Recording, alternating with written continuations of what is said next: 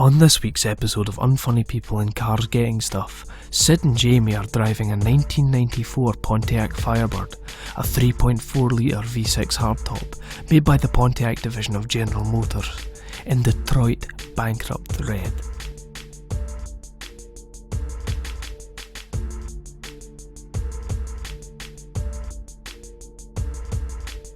Don't forget to hit subscribe.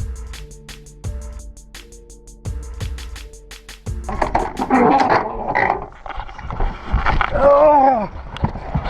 There you go, that's the middle ground. That's... What was that? Do you want that again? Do that again. Do you want that again? Does that make that sound every time? Hold on. I think we start. What's wrong with that? Doesn't your car door make that noise? You can usually tell the quality of a car by the clunk the door makes. Yeah. Great question for you. What's that? What, you know when I got in the car? What do you do with the keys? Picked up the keys. What do you need keys for? I've never done this before. I've never... I think I'm sat on them. I've never got in the car and not just gone, oh, there's the keys in the ignition. Sounds nice. It's only got 70,000 miles on the clock. Right? 70 real thousand miles. Well, this is the thing, right? It's a 20-year-old car with 70,000 miles on the clock. We're both on that one, won't we? Hopefully. So I mean, yeah, we've got a lot of options in this car. None of these buttons work. Okay. So lots of steering wheel buttons. None of these work. You had one of these previously, didn't you? I had, right, okay, yeah, we're going to get into that. I had this exact same car before, but the year later model, but the deluxe model. Yeah. The important thing you need to know in the car, yeah? In an emergency, here's your horn. Ready? Okay, that's quite good. There is a horn, right? But it's good. No, I think all cars should have this, right? Because you know you're driving along and someone does a minor infraction, and you're like, and then you go, oh, hang on, the horn's on the... There's a little button you have to reach it. But most of the time you go, you motherfucker, you cut me! Oh, it's alright, it's not that big a deal. Sorry, I've just noticed the most amazing button. button. I think that's the calming mechanism. So you have a horn on your left down there, which is a button. Yeah. But there's what's the red button there, which is a switch? That's danger. Now, the second transmission start, the idea of that is if it's snowy or icy, you put that on and the car won't drop below second gear. So you've got better traction control, you're not going to spin out. Okay. It's a lot better to get moving. It is good, it's safe. Does it work?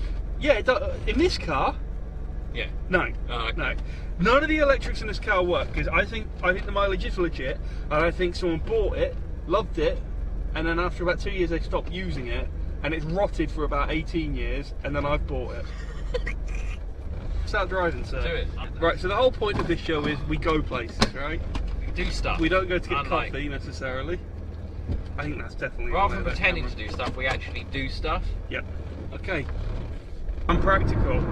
I like to think of myself as practical first, so I thought we'd get some petrol. There's going to be two very distinct, different versions of this show, isn't there? There's going to be like PG-13, and then there's going to be South Park audience. It's not a lie. It's just Rumsfeldian. They wanted $3,000 to insure it. $3,000 to insure a Peugeot 306 with a value of 500 quid. Now I think if I'd lied and said, oh, it's worth like $2,000, it probably would have dropped my insurance down to about $1,000. Could you not have explained to them that it had a slightly dodgy battery and if anyone tried to steal it, they'd really be struggling? I think that might have put the price the other way. Surely not. Nah. It's all about. I think it's all about how much the chance of it being stolen. If you have no, it's the chances of you having an accident is what. Well, there is that. But if you say to the insurance company, "Oh, I keep my car in a garage," your premium will be higher than if you say you keep it on a driveway. Because if the car gets stolen and they break into the garage, the insurance company then have to repair the garage as well. I guess that makes sense. It's just a piece of shit. But it's your piece of shit. Let's just see what Sid's got in the back of this car. Dingbats, which... Oh, Aston Martin just go past there. Maybe you could do a few. Aston Martin? Yeah.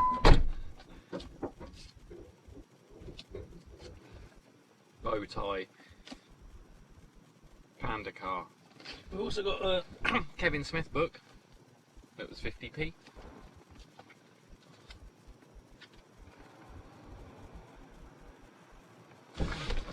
So the thing that really pisses me off about petrol stations I only go in for fuel. They don't have any fuel for me. They have junk food for me. Oh, yeah, but the thing is, you never can buy anything from a petrol station because their markups like what 75% on everything. Well, I just paid 70p for a pack of chewing gum. Yeah.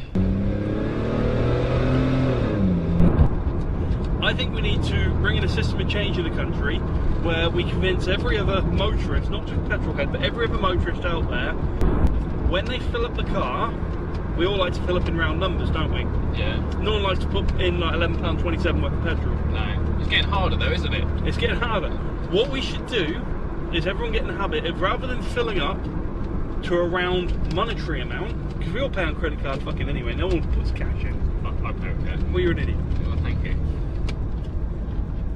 We should all go in and we should go, right, I'm going to put in 10 litres, 20 litres, 25 litres. Okay, so you want a round number on the litres? I want people to start doing round numbers on the litres rather than on the money. Why? Because I think people deal with money in a very arbitrary sense.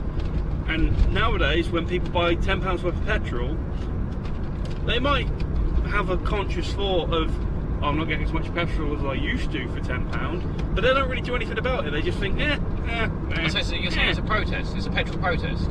It's not so much a petrol protest. I think people need to realise how much they're getting shafted by the price of fuel duty in this country. And I don't think people put two and two together. I think they look at 89p per litre, that's going back some, yeah. and they look at £1.17 per litre, but they can't really connect the dots of how much of a difference there is per litre, and it's a lot. It's 85% tax they're paying, isn't it? Yeah, now I think if people always put in 15, 20, 25 litres, they would soon find their habitual point, but they'd always put in 25 litres, but they would notice that very real cost difference. What do we want? The cheapest car wash we can get. You don't want to spend 60 quid, do you? 60? What do I get for that? Do I get a blowjob with that as well? You fucking hope so. Well, I've got £60, so... A bit hostile, isn't it? How we doing, man? I think he wants you to move. Oh, for fuck's sake. What's that hole? That's no good, I can't see a fucking thing. What's that hole in the wall they've covered up with a bin liner? That's the rape shed. That's the gayest wave I've ever seen. Shame our two viewers can't see it. We'll probably get a little bit wet because the windows don't really go all the way up. That's See, I don't know what the code of etiquette is here, right? Right. Are they thinking, why are these weird guys sat in the car? Oh, I got wet! You really did, sir. Look! It's all wet! Well, it would be, wouldn't it? You don't expect the car to be waterproof, do you? Yes! By the way, the inside of the car's wetter than the outside. What's the guy who did the voice of Bob the Builder? I don't know. I don't hang out watching children's Fucking TV. men behaving badly. The writer of it? No, or- the guy who married Leslie Ash in the Oh, is show. that Neil Morrissey? Neil Morrissey. That's the wettest looking chamois I've seen since Neil Morrissey.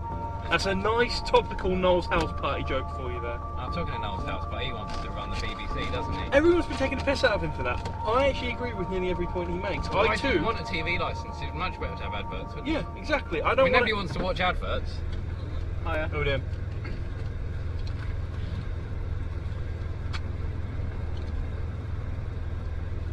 That's amazing. I don't think I've ever cleaned that bit of my car before. I didn't know you could clean that bit of the car. You can clean any bit of a car, it's just whether Really? you choose to or not. Yeah. I didn't know that. Cheers. We just killed our best bit. Yeah. What are we saying? Yeah, we wanted that for the BBC. Well, let's ask him. Who, Noel? I know. Sorry? Oh, you're on the boot as well? Get the full service. What do you think about Noel Edmonds trying to buy the BBC? You hear about this? It's in the news. You don't care, do you? No. I think he should. Yeah.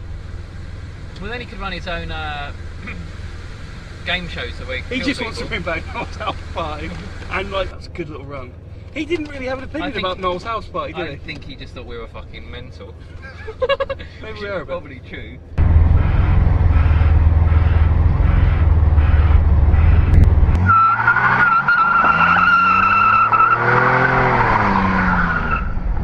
It's just like driving a bus.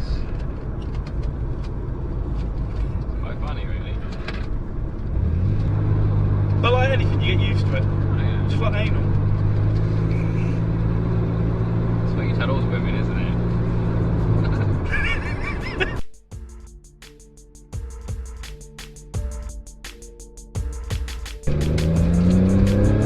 Punch it, Chewie.